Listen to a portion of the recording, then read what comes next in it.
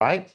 So we've heard the change. You probably know about our connections ministry. I call it a ministry, but it's really a service.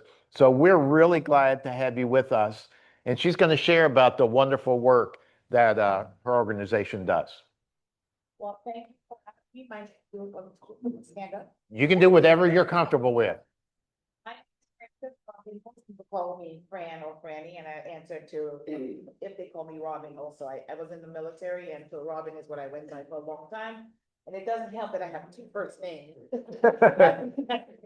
First name, one has a first name and one has a last name. But it's really great to be here. I've been here before, and I've stayed in touch with actually several of the Rotary members, and it's really been great to grow those relationships. When I initially spoke, it was about Carry the Full Term, the Yellow House on Fayette Street, where we house women who are pregnant and homeless, mothers who are pregnant and homeless, and their children, and we teach them around 6 objectives how to break the cycles that create and or contribute to the homelessness.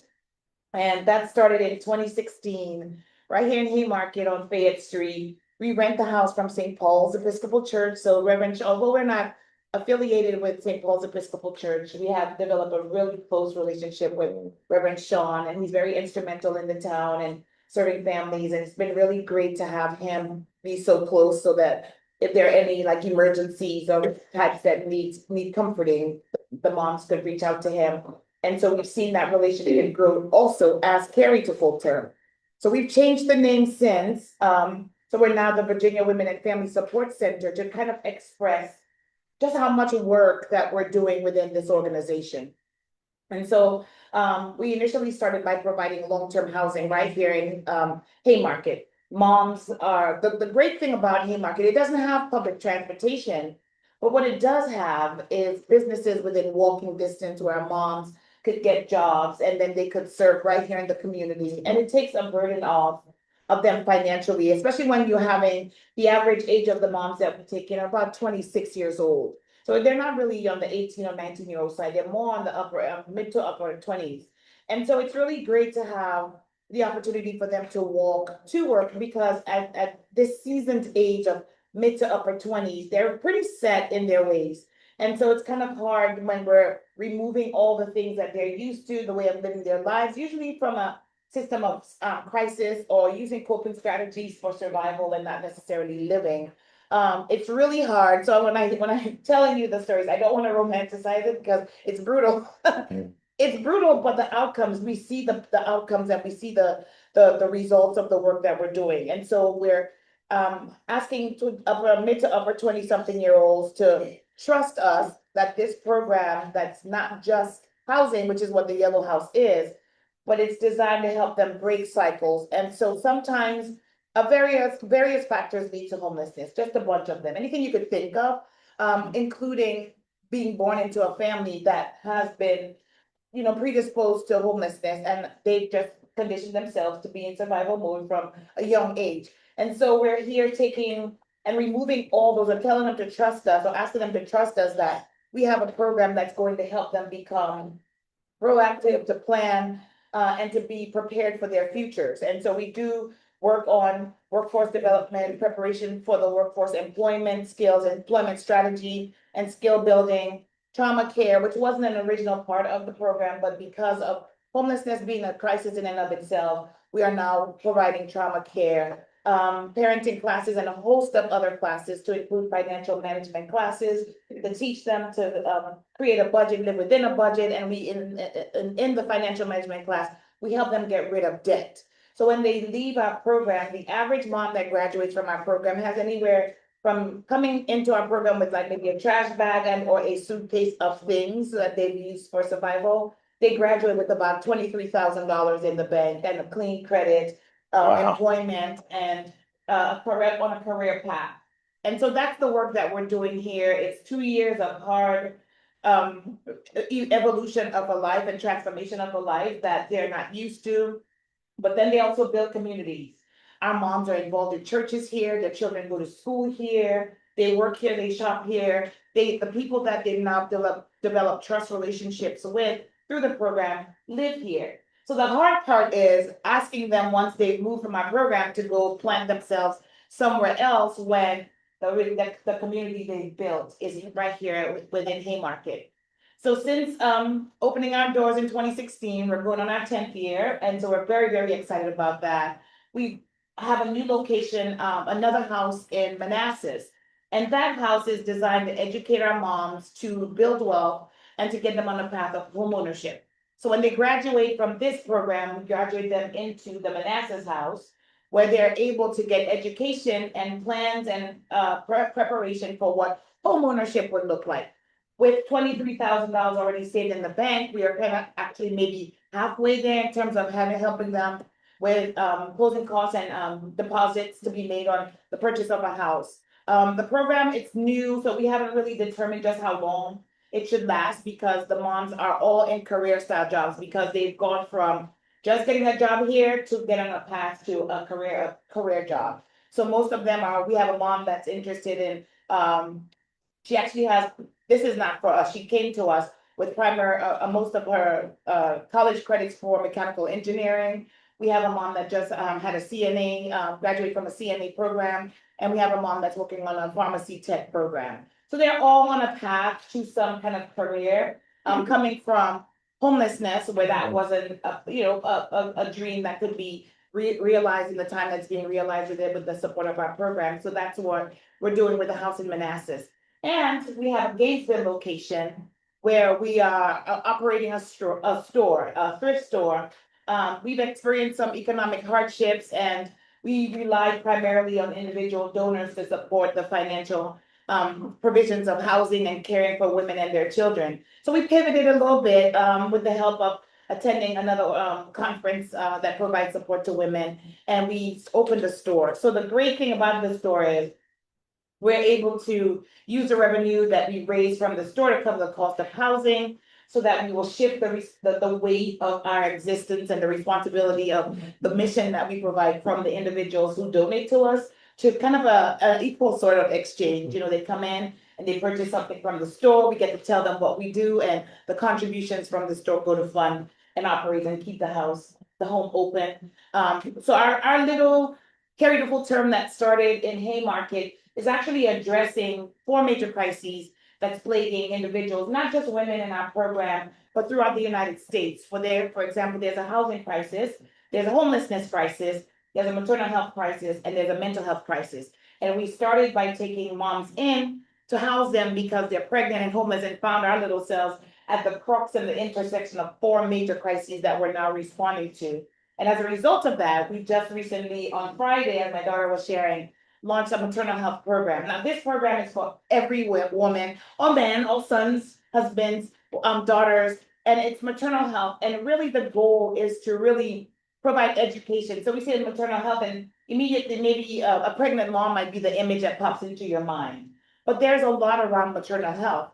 A lot of women don't necessarily know what happens to their bodies when they are with child. I'm a mom of 4, and I've never seen a baby born. And when we started this program, I saw a baby born for the first time, I almost fainted. The doctor had to put me to sit down because I was so overwhelmed by what I was seeing. It was miraculous. I just didn't understand like how amazing our bodies are, but how powerful the babies that we carry also are. Because as much as a mom is feeling the tension of labor and the birthing process, the baby's also fighting within that tension to count, to be present, to breathe.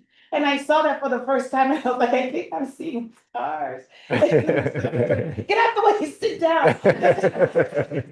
They can't get to me, a mom, a help that passes out in the delivery room while they're attending to a mom that's literally in a life and death situation. And so what was also miraculous was, after the babies are born, they're all like all babies, regardless of ethnic group, all of them look the same, ashen, purpley grayish color. But once they start crying, that's when life enters their bodies, and then you start seeing them transform right in front of your very eyes. So when I was a mom, all I know is that the babies had to cry. I didn't know why they had to cry, but I got to see that.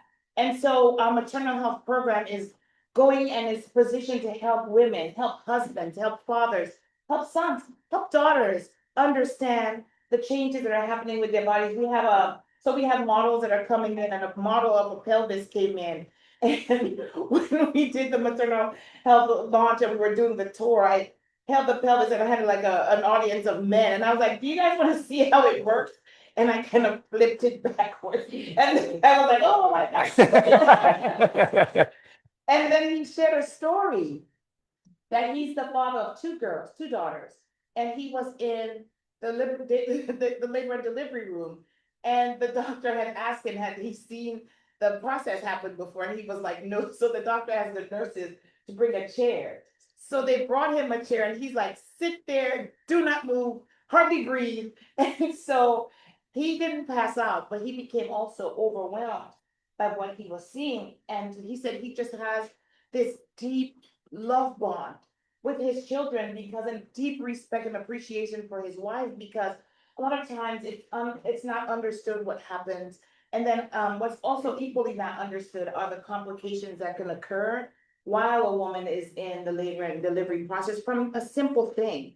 It could be like an ouch that typically she may have had that ouch, but in the labor and delivery process, it could lead to hemorrhaging that could cost her her life, that same little ouch.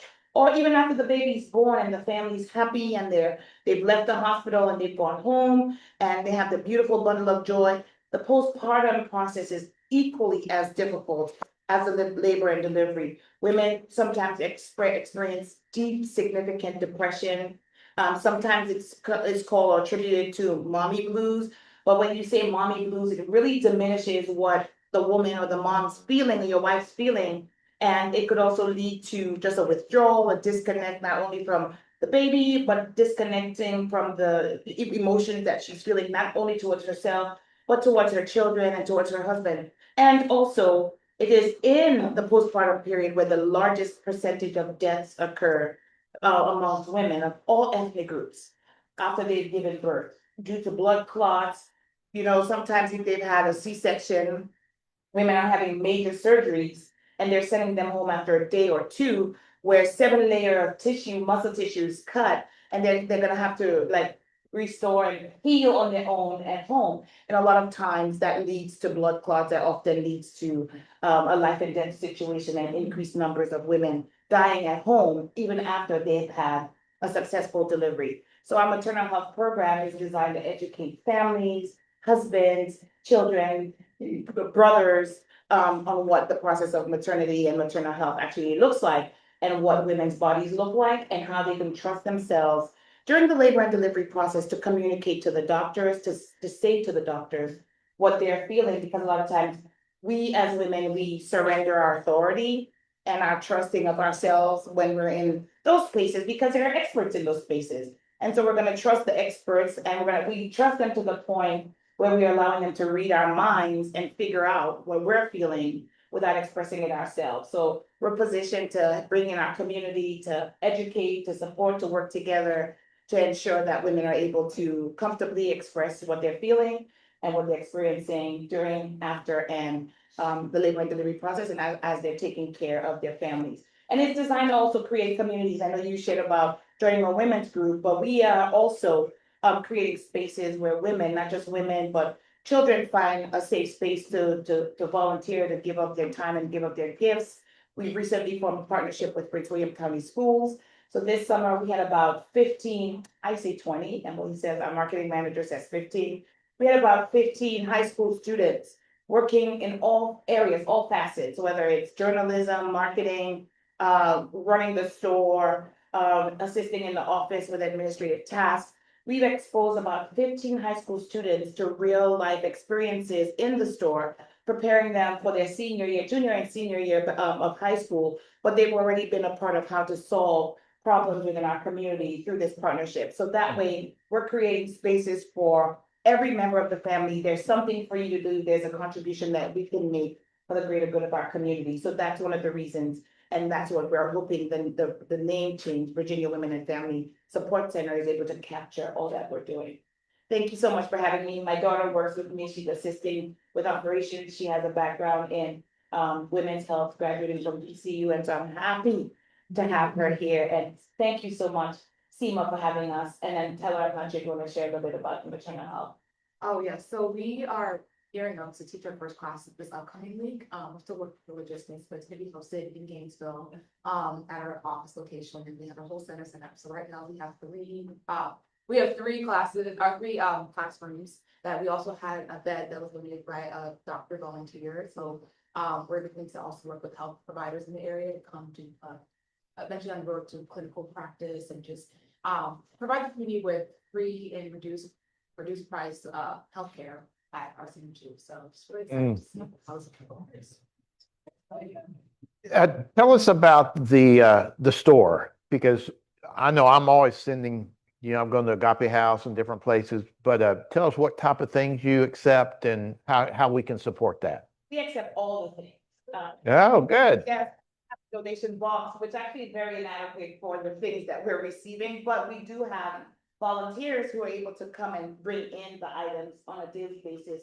We have a huge sorting center downstairs, so if individuals are looking for hours or an opportunity to volunteer, we have the sorting center where individuals, students, parents, groups can volunteer. And we also have a children's center is what we're calling it for now, but someone else called it a resource center the other day. It's where families in the community could also come in and take any and all the items that they need free of charge. And so there we have pack and play, strollers, diapers, wipes, personal hygiene items, baby clothes, baby shoes, adult diapers, and all those items are in our resource center. And we used to have we used to call it a community boutique where we opened every second and fourth Saturday, and we would give those items away. It became so overwhelming, and it just kept growing and growing and growing. We were open for about 4 hours, and we were serving over 100 families. And so we decided to incorporate it into our day-to-day operations, so families could come every day, all day, to the store and pick up those items. And we receive donations and accept donations all the time, whether we're in the office or not, because the box is on the porch and you can drop donations off there. Where's your store located at? It's in Gainesville off Glenkirk Road. It's an exciting. Oh, is that where the Baptist? Oh, it's not. At the Baptist I just Faith passed Center. by there. That's right by Bill's house.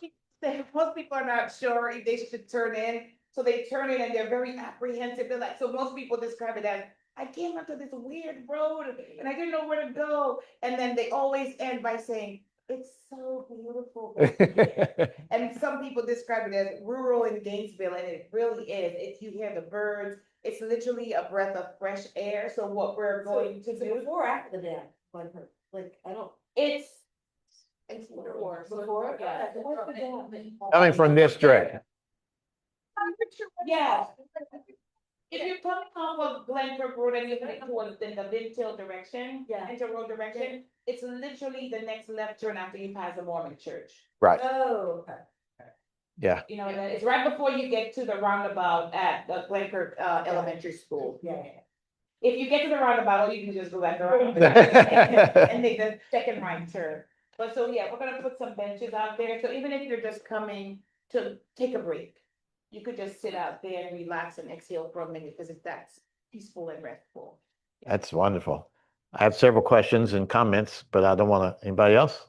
Bill? I have a question, and I'm sorry if I missed this, but so you have women and their children, often young babies, living in the yellow house. Yes. And you're getting them jobs to work or helping with that. How does the child care work? And is there a way to help with that?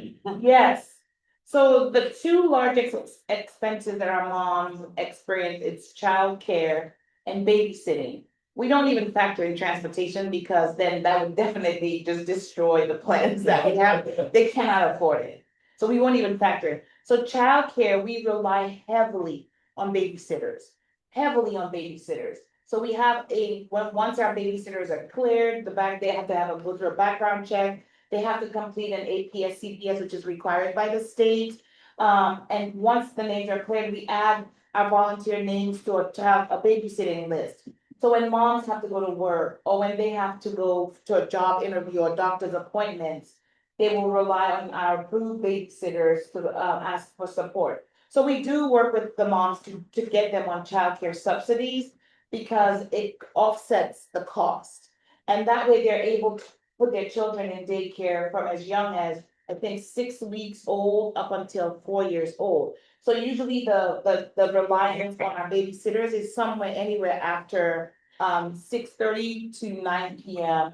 on a weekday, unless, or if the child is sick and the mom has to go to work, then yes, then we would require a bigger block of time and on Saturdays. But usually, what the more babysitters we have, the more flexibility there is because one babysitter doesn't have to watch the child for the entire 8 hour or 6 hour period. If a babysitter is able to get 2 hours, we'll take it. 1 hour, we'll take it. We just need to coordinate the blocks of time, but we'll take any amount of time so that we can offset the cost of traffic. Thanks. Great So, question. so he lives down the street and He's in like a quarter mile from the gun church.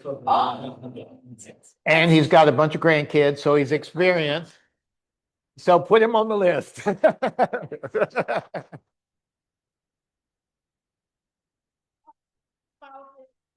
do the work, we really want, couples to be in the house because the babies don't hear a man's voice often. Oh, So we good really thought. want, they often very startled when they hear a man's voice for the first time. And it takes a while to acclimate to the sound of a man's voice, so we don't want that to happen. We want them to know what healthy relationship, not perfect. We never want perfection. We want them to understand and see and hear from individuals what healthy relationships could potentially look like, even if it's in the sound of a man's voice. Thank you so much. Yes, we have lots of opportunities and spaces for you to help. Yeah, so I have honestly talking to a bunch of my neighbors, they're looking for little part-time things that where they can help out, and so, in addition to that, have you checked into the schools and the life programs in the schools? Because I will say I have friends that were bus drivers, for instance, not high income, and they use the childcare in the high schools. And it's a program where they have their classes, and so the children are watched from 7 to 3, and it's at a very discounted rate. No, we didn't know about that one. And with our so it's a partnership, program yes. that we haven't, when I used to live in Loudoun County, but I don't know if Prince William offers it, so I would check with the schools, but it's called life, whatever experiences, instead of OMAC these days. Yes, Yeah. They are actually doing this program.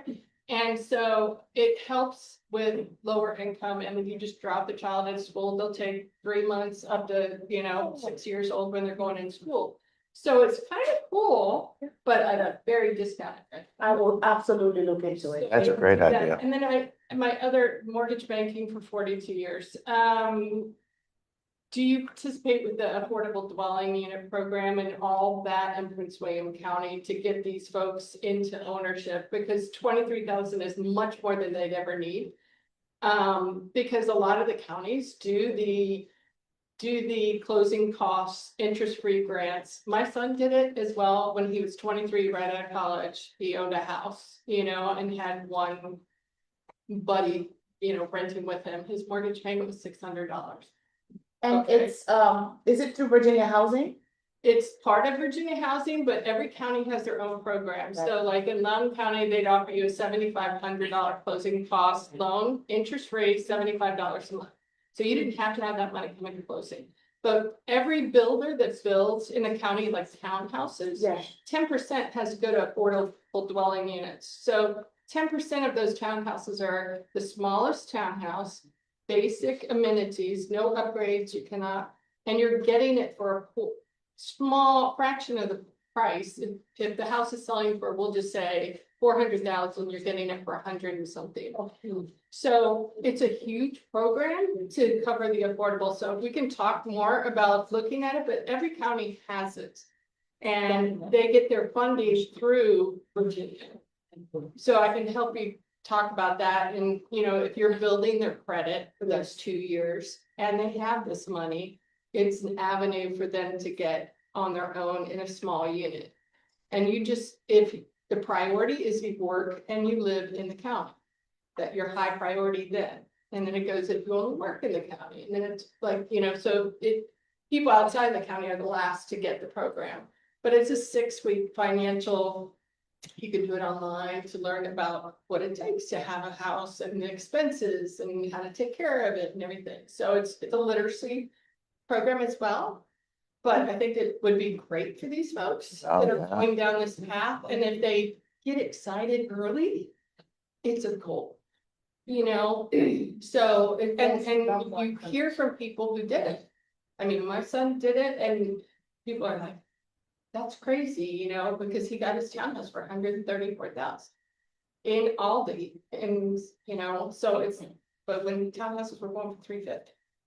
So, you know, I just think you're doing wonderful things, and being a coach for my sister-in-law when my brother was hospitalized during that birth, yes, she's totally right. If you haven't watched one, it's a whole new life. Because most men are up at your head, right? Yeah. And I was down there and I said, okay, you know, so it's a whole new life, and I videotaped it for yeah, and I had videotaped it for my brother, because once he was off all the morphine, you know, Yeah. he's like, whoa. You know, so totally kudos, but it's an amazing thing to go through, yeah. Y'all doing great things. I would love for us maybe to do a drive to get some of the baby needs and stuff like that. So we'll do that. Email me. I'm a member of Haymarket Church, and we have a new pastor whose background is in homelessness. And our office, you know, the town hall, our church is upstairs, our church office, Or the office. the office. We worship in Haymarket Elementary School. But the church office is there. Her name's Chelsea, and she really wants to get involved in this type of stuff. So I'll introduce y'all through email. This is why Rotary is so powerful, because of making connections and supporting. And Seema, thank you so much for lining up this great day, getting us reintroduced. We've always been very impressed with the program, and my wife is our service chair this year, but she was off getting this reduced check we were hoping for. But anyway, we'll take every bit. Definitely, have you looked in the Heritage on Giving Circle for Yes, grants? we have.